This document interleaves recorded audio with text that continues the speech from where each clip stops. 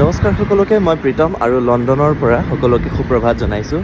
আচলতে এটা কথা মনলৈ আহিল, ভাবিলোঁ সকলোৰে লগত শ্বেয়াৰ কৰোঁ আৰু জানিব পাৰোঁ যাতে সকলোৱেনো কি ভাবে। কথাটো এনেকুৱা যে আজিকালিৰ দিনত মানুহৰ সম্পৰ্কবোৰ বহুত ক্ষীণ হ'বলৈ ধৰিছে, হয়নে? মানে ইমান পাতল, মানুহে মানুহক গণ্য নকৰে, মানুহে মানুহৰ বাবে নাভাবে।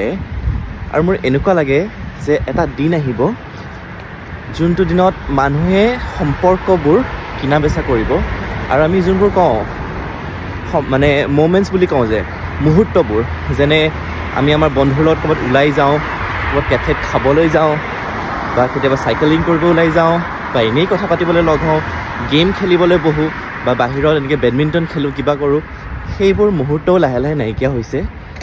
আৰু এটা সময়ত মানুহে আচলতে পইচা দি যাতে সেই মুহূৰ্তবোৰ আকৌ এবাৰ উপভোগ কৰিব পাৰে, তেনেকৈ মানুহ কিনিব। মানুহ বুলিয়েই নহয়, সম্পৰ্কবোৰ কিনিব বা মুহূৰ্তবোৰ কিনা বেচা কৰিব।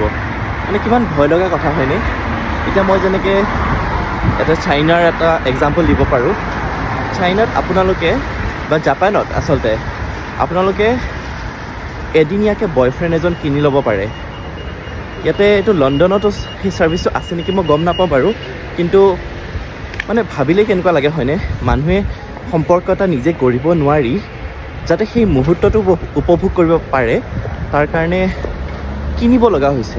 মানে আচলতে অকল বয়ফ্ৰেণ্ড বা গাৰ্লফ্ৰেণ্ডে নহয়, মানুহে ইয়াতে বন্ধু কিনা বেচা কৰা হৈছে। মানে ভাবকচোন, কথাটো কিমান চিন্তনীয় বিষয়, হয়নে?